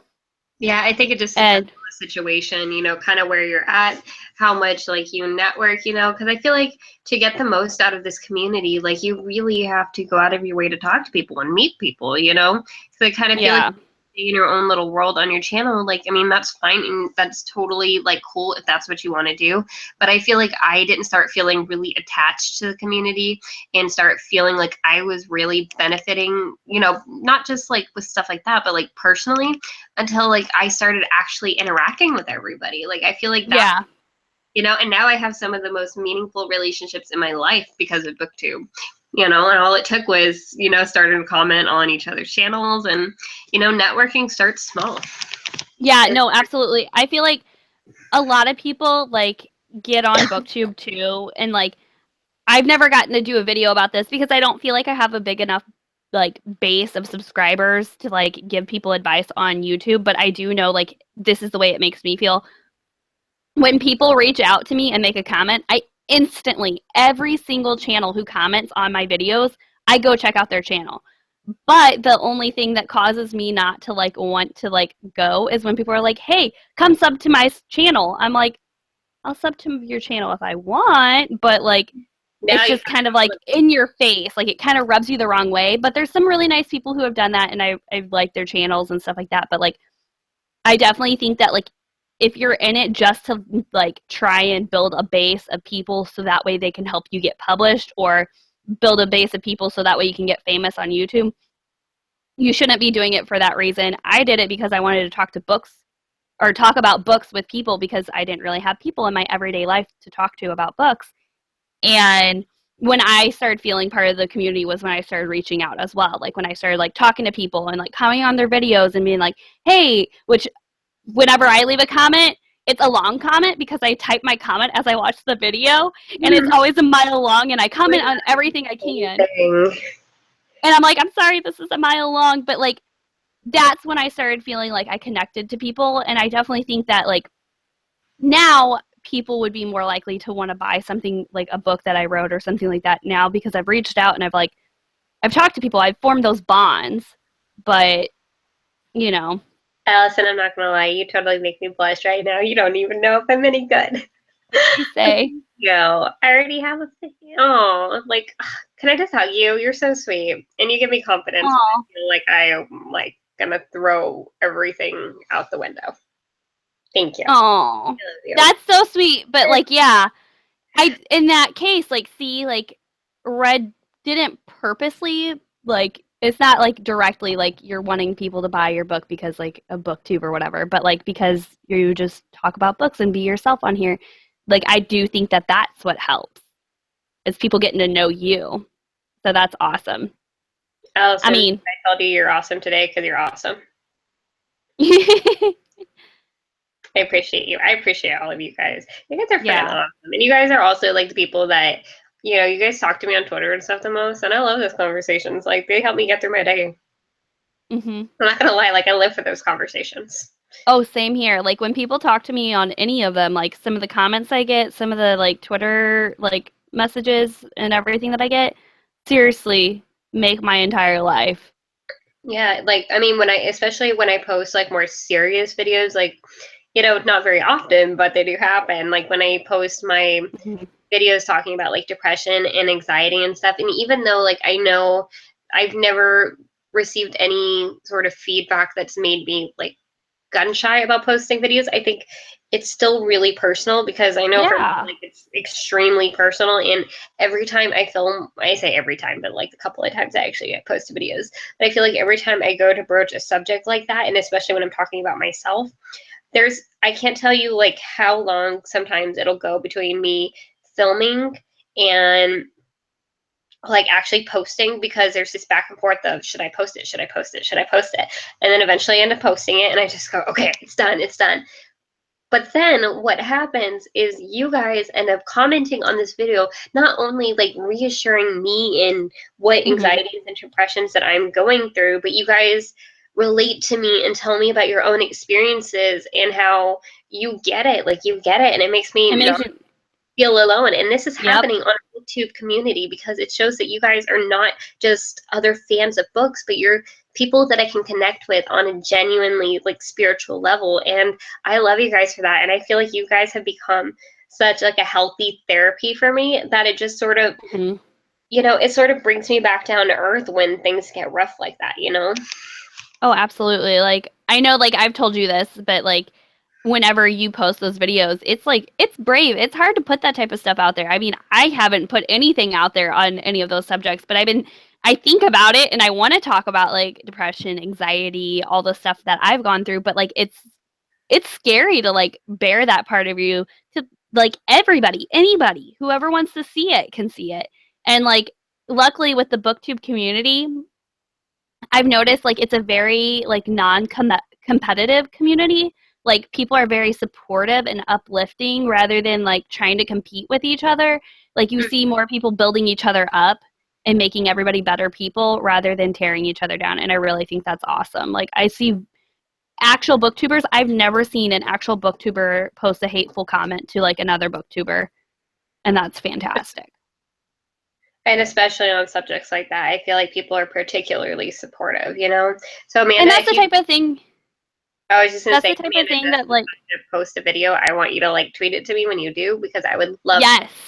I would love to share in that experience with you when the time comes that you feel comfortable enough to post something like that. Because trust me, like I totally get how hard it is, but I hope that you will share it with me and go out of your way to tweet it to me so that I don't personally miss it, because I would love to watch that and share that. Yeah. I would like to watch it too. Like it's just it's something that like I think is really neat that the community is so supportive about because that's the type of thing that you would see like if some other type of YouTuber would post about sometimes that people are like, "Oh, stop being a baby. Oh, stop." You know what I mean? Mhm. But like I've never seen any of those comments on your videos. Not So, once. I don't think I've ever received a negative comment like on those videos, which is kind of amazing to me, because I feel like in my real life, reason I've stopped talking about those things is because I received the exact opposite reactions from a lot of people. yeah. Um, and then like people like you, Amanda, and you, Deanna, that just get it. Like you guys give me a completely different experience, like talking about it, than I get from a lot of people in my sort of, I don't want to say real life, Yeah. it's Everyday life like yeah, in in every real life like you know, people that you see where like I've been made to feel like I was causing it for myself, or I wasn't doing enough to fix it, and that somehow by not putting enough in to fix it myself, that I was somehow perpetuating the problem for myself, and in some weird subconscious way must want to be depressed, which is yeah. crazy to me, because I promise you that nobody, if you knew what real depression and anxiety, Yes. nobody wants that. I don't care what degree it is. I don't care if it's like if it's mild or if it's severe. Even the most mild, nobody wants to feel like that. Nobody wants to Well, feel like they don't matter, and nobody wants to feel like they could just disappear and crawl out of their skin all at once. Nobody a wants to. lot of people have a hard time too, and we talked about this like on FaceTime before. A lot of people don't think that like a positive, like an optimistic person can be depressed. And like we're just the people that hide it better because like we don't want people to know that we're feeling that way. We don't want people to know that like But then we again, have you reached that totally level. want everybody to know at the same time. It's so weird. It's like a constant battle in your head that you're like, I feel this way, but I want to talk to people, but I don't want them to know about it. But I still feel like I need to talk about it. And like you're No, you need it. rationalizing that in your head and you just At least for me, I feel like it's like I want nobody to notice. It's like I want to go on hiding it, and I don't want anybody to notice because I'll feel self-conscious. But at the same time, I'm so desperate for help sometimes that I want somebody to notice because I don't know how to reach out myself. And it's just constant like dissonance happening all the time, and it's hard, you know. And the thing is that I'm actually a very happy person. It's not like I always, I mean, sometimes it's a little bit of a front when I just don't want to bring it to the attention of other people. Definitely sometimes I've gone through whole like work especially tends to be like that for me, but a lot of times I really am a happy positive person. But sometimes I'm also prone to depression and panic attacks and anxiety attacks. Just today, I had a straight-on panic attack. And like, I feel like I can tell you guys this because I would not normally tell everybody this because for me, it's a little bit embarrassing, and I'm trying to get past that mentality of finding it embarrassing. But I had been given some stressful news while I was at work, and I straight up went into panic attack mode. I couldn't breathe, and I was crying on my lunch, and my coworkers didn't know what to do. My boss didn't know what to do to make me feel better, and I was calling my mom, and I'm like, I'm having a panic attack. I don't know what to do. I don't know what to do, and I'm crying. And I basically spent my whole 30-minute lunch like this, and it, you know, and it was hard to walk back on. And then it was a false alarm. Yeah, that was the worst part. Oh my god, I swear to God, I'm punching my professor in the face. But you know, but then the second I got back on the floor, clearly it was like I wasn't okay. Like it was clear I wasn't okay. But as soon as I needed to, like I mean, I just shoved those tears back in and stopped crying, even though like I could hear my blood in my ears. Like I could hear my blood rushing in my ears, and I felt horrible. But because that's the worst whenever you can feel that. Like I hate that feeling. Like, I feel like I'm dying. Like I feel like I'm gonna pass out, and it was so bad. It was so bad. But the second I walked back on the floor, my eyes might have been kind of puffy and red still, but I managed to turn it back, and I still felt like I was dying on the inside. But I could not show my customers that, and I still had to be able to help and talk to my customers so that they knew nothing was wrong. You know. And it works, and you manage to flip it because sometimes you have to, and then you get those days where you can't do that. You can't flip that switch. You know, so it's, you know, it can vary from day to day too, you know. Absolutely. Well, like, it's like, it can even vary, like, throughout the day. Because, like, I've had it where, like, I had, like, the best morning ever. And then all of a sudden, by the end of the day, like, I just hit this, like, mode, and it's just a complete 180, and I just don't feel like I can do anything. Like, it's not even always a trigger for it. Sometimes it just happens. Yeah, it just happens. There's not, like, a trigger. Exactly. And it's like, why the hell am I this way? And then you're, like, sitting there, like, I was literally, like, 10 minutes ago so motivated, so, like, on it and everything like that, and then now I am, like, literally beating myself up.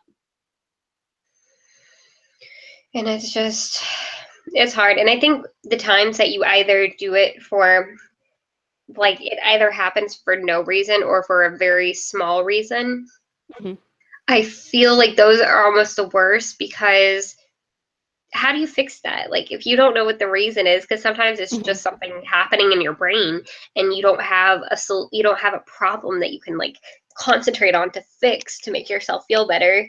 You know, it's it's like what do you do? You don't have a villain to defeat. You know, it's what's going on in your head, and that's not always something that you can confront head on. You know. Yeah. No. I agree. That's the worst is whenever you don't have like an actual problem to like confront. Hi to the person that just came in. Hi, book puppy. I like your name. I know. Like, I relate to that so much. It's ridiculous. I live off caffeine. It's almost midnight and I'm still drinking caffeine. Well, I'm a barista, so I naturally live off caffeine. But yeah, and as far as Vanessa, I think at least for me, because I feel like the worst thing people can do is try to like minimize like what I'm feeling or even what I'm feeling anxious about, like trying to tell me like, oh, don't stress, like things like that. It's like people think that helps, but that doesn't. It just makes you feel ridiculous for stressing out because at this point you don't know how to stop this cycle that started. And so being told that when you know that you don't know how to like stop, it makes it harder. So I know for me, the things that help me, I always go back to this one situation, and I did talk about it in my last video, but I always go back to this one situation with my mom. And because we're renovating my house, so we were cleaning out and working on my room and stuff. And for some reason, all of a sudden, I just started having this full-on anxiety attack. I couldn't breathe, and I wasn't even crying, but all of a sudden I just like looked at my mom, and she knew that something was wrong. She knew it, and I'm like, I can't breathe. I think I'm having an anxiety attack. And I felt like I couldn't contain myself in my own body, and I felt like everything was suddenly wrong in the world, and I didn't know how to function. I didn't know how to do it, and this came on so suddenly. And my mom, she was like, okay, it's okay. And she gave me a hug, and then she's like, let's go get some air. And so that's what she did. She just brought me out into the backyard. And my mom, right, she doesn't try to ask me like what's causing my anxiety. She doesn't try to fix it. She just gives me a hug, brings me outside, and she starts talking about the flowers. I love this story. I love the fact that she did that. She just starts talking about the flowers. She just starts talking like, oh, we put these new flowers in, and starts talking about some other flowers. And she just starts talking about the flowers. And she just keeps going on and on about the flowers. And she's just got this very happy, optimistic tone. And, she just continues talking to me about the flowers, But then, like, little by little, like, I actually started calming down because she just started talking to me about nothing, basically. And then once I calmed down, like, she came over and she gave me a huge hug. And she told me, it's okay. She told me that it was okay. And like, I and love your just like mom. that, I felt so supportive. I wasn't nobody was trying to fix me. She just tried to help me Get through that. just get through it, without, she tried to help me break the cycle. She didn't judge me. She didn't try to fix it. She didn't try to ask me a bunch of questions. She just hugged me, talked about something random, a very positive subject, with a very calming voice. She didn't talk down to me. She just supported me and pushed me through it. And I honestly could not have imagined a better response from anyone. And I am so thankful to have my mom, because not everybody is lucky enough to have that person in their life that just got it. And my mom and I, we were always really close, but I don't think I ever really understood how much she understood until that moment when it was so automatic for her. So if you're ever in a situation where you're dealing with somebody who's having an anxiety attack, take notes from my mom, because she's got it down. Like, that is literally the best way you can respond to help someone, is just support them and help carry them through it. Because they will calm down and it will get better. You just, you need to help get them there sometimes. Your mom's the best. I love her. I call her mom. So rad. I love her. She's got like tattoos and pink hair, and she's basically just an older version of me. However, I still think she doesn't know what she's talking about, that we were separated at birth. So No, she tries to say that we weren't actually twins separated at birth, and I think my mom's lying to me. I think she had Allie and just doesn't want to admit it. Yeah. I don't know why I like it bad. I mean, I'm not sure why she's not just skipping you up as her own, so. I know. She would have a second daughter. It would be great. But yeah. I love how every time I'm on FaceTime with you and she like pops in, she's like, hi. I'm like, hi, Mom. So I'm just catching up on everybody's comments.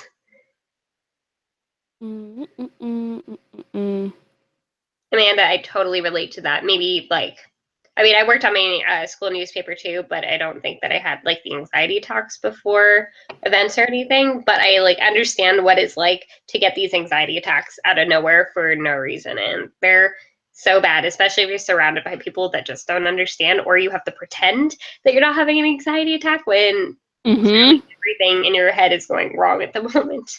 So I relate and I understand. I always have like really bad anxiety when I'm going through things. Like lately I've been like going through my clothes and everything like that. And I can literally find a reason for everything to not get rid of it. I can find a story about it or who gave it to me. And like then I usually have somebody telling me, you need to get rid of it. Or I'm like fighting myself in my head and I end up having like an anxiety attack basically over like a t-shirt. So there's that too. So like Oh, You can get it over little things too. Like it's not like, and then later on I'm like, wow, I was real dumb. and sometimes, like, if you're in the very, very beginning stages of anxiety, like, sometimes you can get people that help keep you grounded too, like, especially people that know you. I mean, literally just tonight, we didn't start the live show or anything yet. Or maybe we did. I don't actually know when we started the live show because we kind of just pretended like we didn't start it. So we just kept talking to each other. But like I was going through the writing and I was like actually having to face the fact that I was going to need to write, which clearly that went great. But I straight up told Allie, I'm like, Allie, like I am getting anxiety over this. Like I can't do this. I can't do this. And she just goes, yes, you can. You're going to be fine. It'll come to you. You're going to be fine. You know, and it's like a little moment, like it probably wasn't going to push me into an anxiety attack. I don't know if it was as severe as that, but those little moments of anxiety. And when you have somebody like Allie that just goes, you know what, you're fine, you're okay, you can do this, those little things help, you know? It helps keep you from getting too lost inside your own head. That, and I know your writing's good, so I'm like, just write it. Do it. You need to read it, and that way once you read it, then I'll feel like compelled because somebody will be like following it, and then you'll be like, dude, come on. I'm gonna get like super caught up on it. I probably am gonna start reading it soon, so that way I can just be like, read. I feel like most motivated to write when I have somebody like kicking me in the butt, being like, "Oh my god, I need to know what's going to happen," because it helps. Dang it! When you talk about it or you have like opinions, you're like, "Oh my god, this character did what?" It helps me get into the mindset that I need to be writing, you know. And well, like with Chelsea's, I read some of hers and she got super motivated to write, and I was like, "Come on, dude, this is real good." So I gotta read it. I have it. I feel like that'll help because it just helps to have somebody to get me into. Oh, I love this question.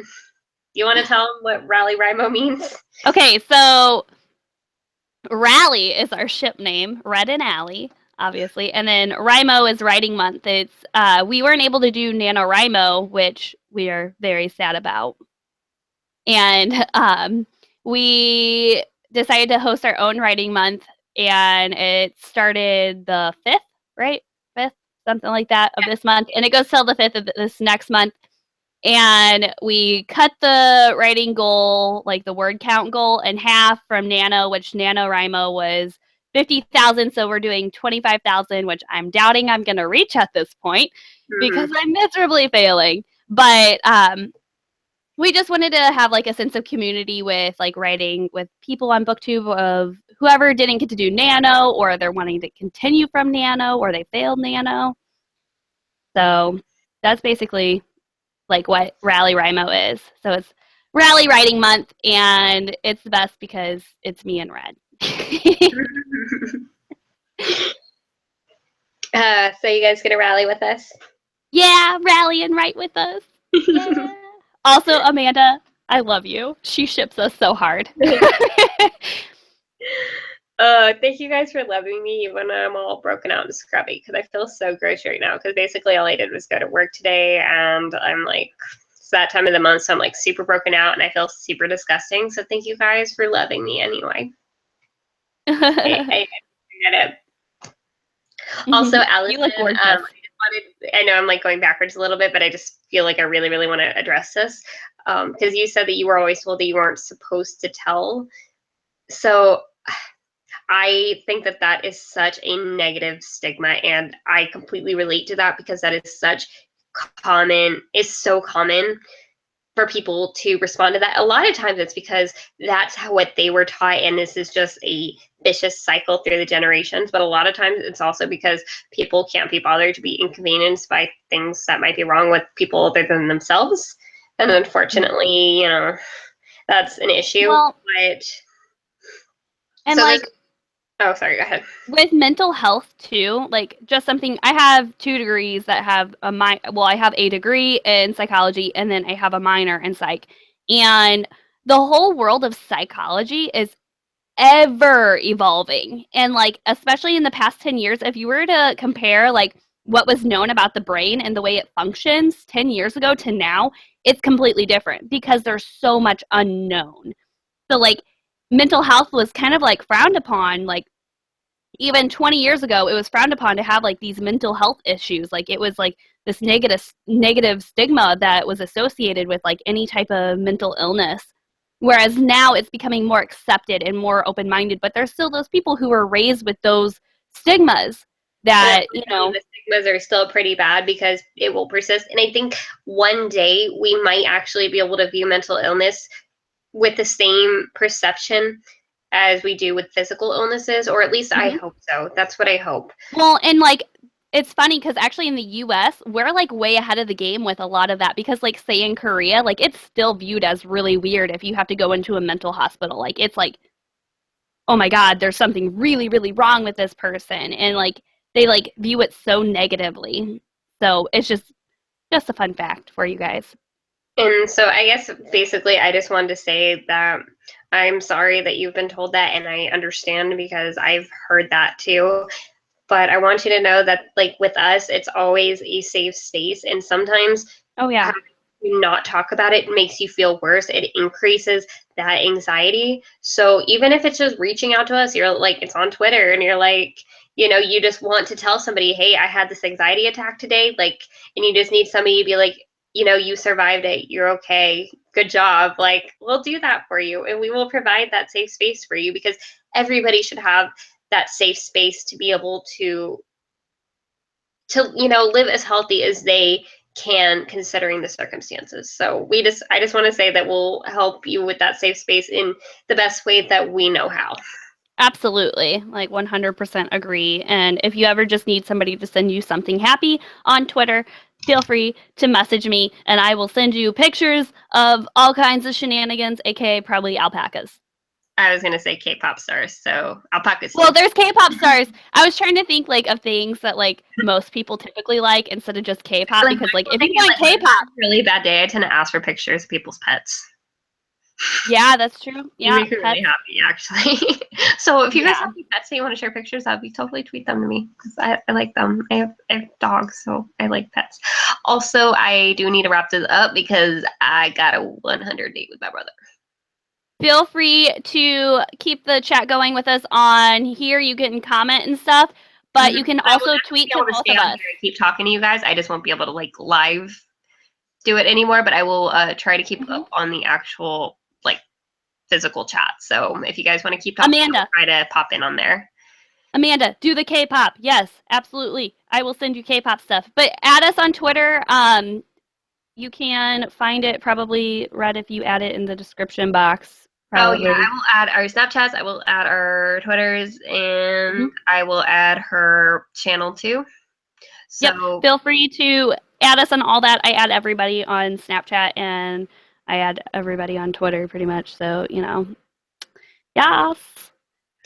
So this has been amazing, and yes. I kind of want to do this again. Like, I was gonna say maybe not tomorrow because tomorrow's my birthday, and then maybe later Friday night, just because I have on Friday night I'm celebrating. Even though tomorrow's my birthday, I'm going out with friends tomorrow, and then Friday is like the day that I'm going out to dinner and stuff with my family. I have no idea what time I'm gonna get back from that. But possibly, if you're not crazy exhausted and I'm not crazy exhausted, maybe Friday. But if not, we'll find another day sometime very, very soon, because within a week, probably, we'll try to do it. I should be good for Friday night as long as I'm not tired. I am doing wedding photography that day, but like it's not like the receptions afterwards or anything. So I have no idea what time I'm going to get home from everything with my family, so it's hard for me to totally say. But yeah, like, we'll try to have it really, really soon, because I really enjoyed this and this was really, really fun. So I want to do it in the next few days. So even after RALYWriMo, we'll probably try and host some of these, I know, things. You guys are freaking awesome. Like, I just and Red, it's your birthday. Happy birthday here. Thank you. Vanessa says happy birthday. Oh, thank you guys. So I didn't vlog any of this. I'm so bad at vlogs. You can just play the video in the background. Quick vlog, all right? Okay. Hello. So I'm terrible at vlogging, but I love you guys, and I just got done with this, or I'm not done, we're still live, because that's the whole point. Still vlogging for you. But I have been doing this live show with Allie. We did not get any writing done for RALYWriMo, but that's okay because we got to talk to the most wonderful people on the planet. You guys are freaking awesome, and you guys just made my whole night. So, like, I love you guys, and you guys are going to be in one of my upcoming vlogs. And just look at these wonderful people. I'm doing a close-up of, like, the chat because you guys are, these people are amazing. So if you guys are watching this vlog, go follow these people. They're fantastic. They're seriously super smart and super understanding and super rad. And they made our night. They really did. You guys are amazing. Like, I feel like I could just go on for another half hour talking about how amazing you guys are because I'm a super mushy, sentimental person that way. I'm that way too. So. I really do have to go. I'm officially 2 minutes late when I already pushed it back an hour. Thank you guys for watching and hanging out with us. And Right. hopefully we'll get more writing done next time. But if not, it's still going to be fun because chatting with everybody is amazing. I know. That was super awesome. I love you guys. And thank you so much for the happy birthdays. So much love. All right, we'll talk to you guys in the chat. Bye. Bye. I don't know how to turn it off. How do you hit stop broadcast? See, you guys can tell, like, I don't know anything. How do I stop it? So, bye.